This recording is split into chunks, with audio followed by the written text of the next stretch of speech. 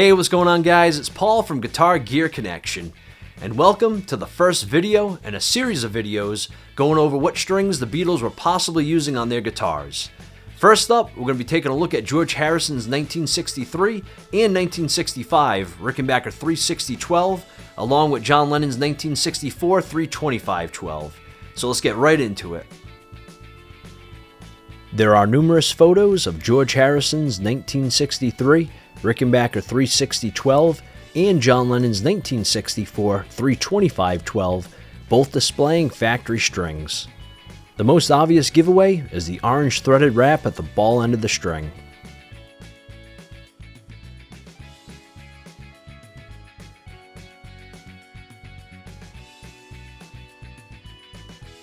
This wrapping was used to help secure the flat tape wire to the string and was common practice among flat-wound string manufacturers at the time. Remarkably, John's 325-12 still retains some of its original strings to this day. So what exactly were they? In 1963, Rickenbacker introduced their first 12-string set, number 483s.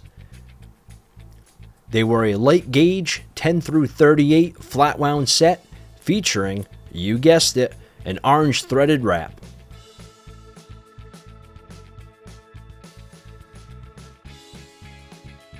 Rickenbacker's flat-wounds were manufactured by Maxima in Germany from 1957 until 1981.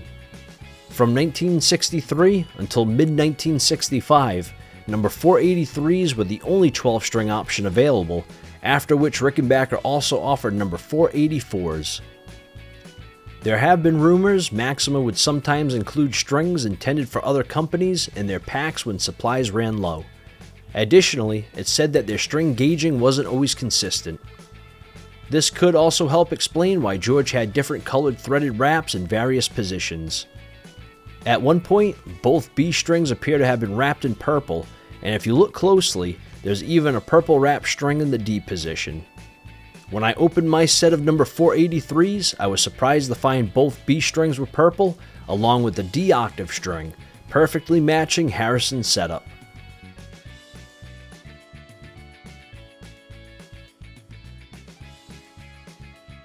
These purple threaded strings were the 13 gauge strings in the set. Additionally, it seems George had strings with yellow puffs of fur in the high E and G positions, which was a distinct feature unique to Gretsch. These Gretsch sets also included an extra high E and B string, providing George with backups in case of an emergency. Number 483s are listed in the catalog as being a chrome-plated flat-wound, but John Hall explains in a post from 2006 that they were a very high nickel content string and absolutely unplated. They would darken your fingertips like they were made out of a pencil lead. In another post, he goes on to describe number 483s as having a small core wire surrounded by a compound winding of very soft flat wire. The small core kept them really limber, while the flat outer wraps had a great mass to allow the strings to come to pitch without much tension. When I opened my first pack of vintage Rickenbacker flat-wounds, the first thing that struck me was how wavy and slinky they were.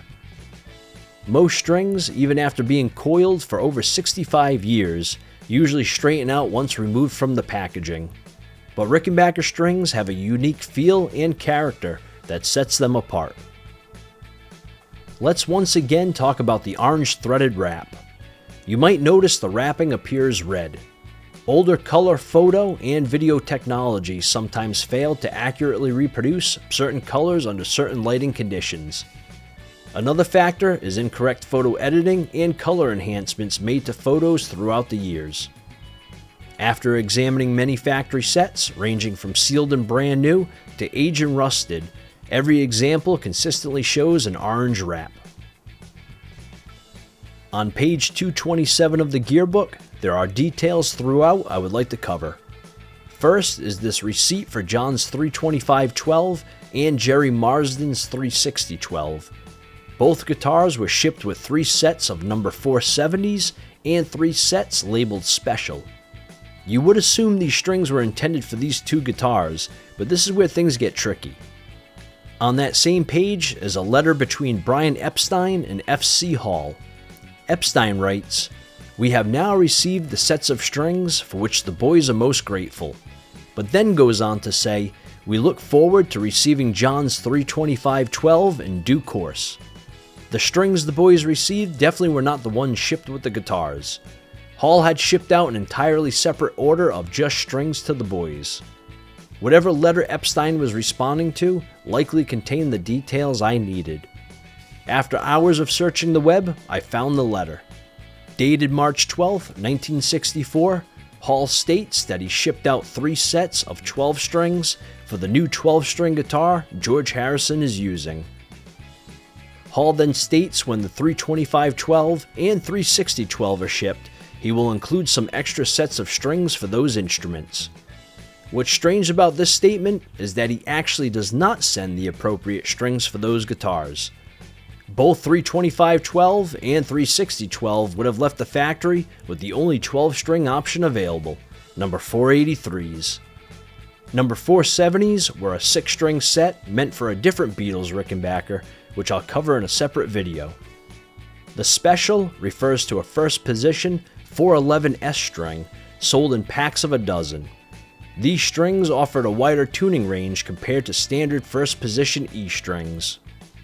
It's my belief the 411S sets were sent to them to be used as backups in either the high E or B position, as well as numerous different positions on the 12-string guitars.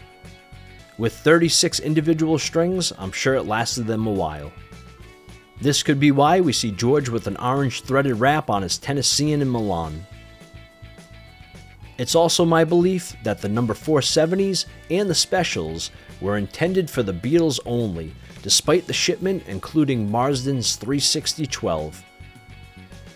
I'd like to make another observation about the letter from F.C. Hall to Brian Epstein. The topic of strings must have come up that night when the boys, Cynthia Lennon, and Epstein met with Hall in his suite at the Savoy Hotel. It's possible that Hall sent those strings as part of a marketing strategy, but it feels odd to dedicate so much of the letter to that subject. What stands out is that Hall doesn't say something like, "Please use these strings I'm sending you." Instead, he casually mentions sending them under separate cover before moving right along. This leads me to believe that the boys or Epstein specifically requested Rickenbacker strings. Now I think it's time to briefly discuss George's 1965 360-12 string. It was most likely strung at the factory with the number 484s I mentioned earlier. They were an extremely light gauge 8 through 32 round wound set made by V.C. Squire in Battle Creek, Michigan. V.C. Squire produced Rickenbacker's round wound strings from 1953 until 1981. In a post from 2005, John Hall states that both George Harrison and Roger McGuinn began experimenting with number 484s during the summer of 1965. So there's a very good chance that signature chime on If I Needed Someone really is the sound of light gauge round wound strings in action.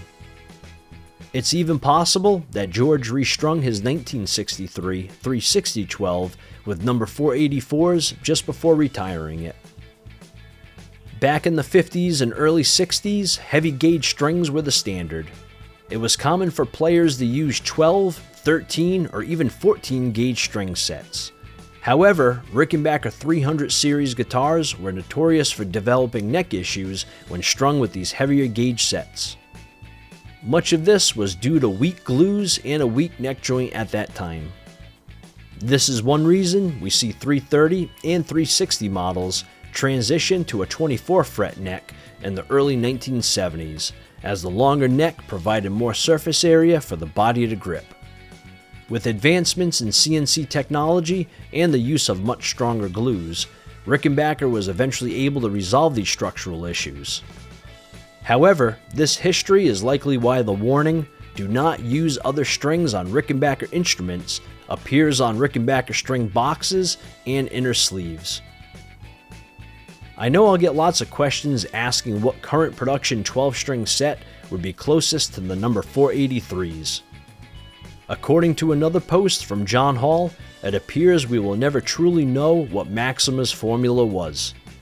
With that information missing, the next best thing we can do is search for a set with the right gauging. If you haven't seen it already, Rick Beato made a great video demonstrating the sound difference between various gauge sets. Knowing size matters, pyramid strings, part number 308/12, appear to be the closest to factory Rickenbacker number 483s. But, referring back to one of John Hall's posts, he tends to not favor pyramid strings for Rickenbacker guitars. Tomastics are what he thinks comes the closest to vintage-style Maxima strings.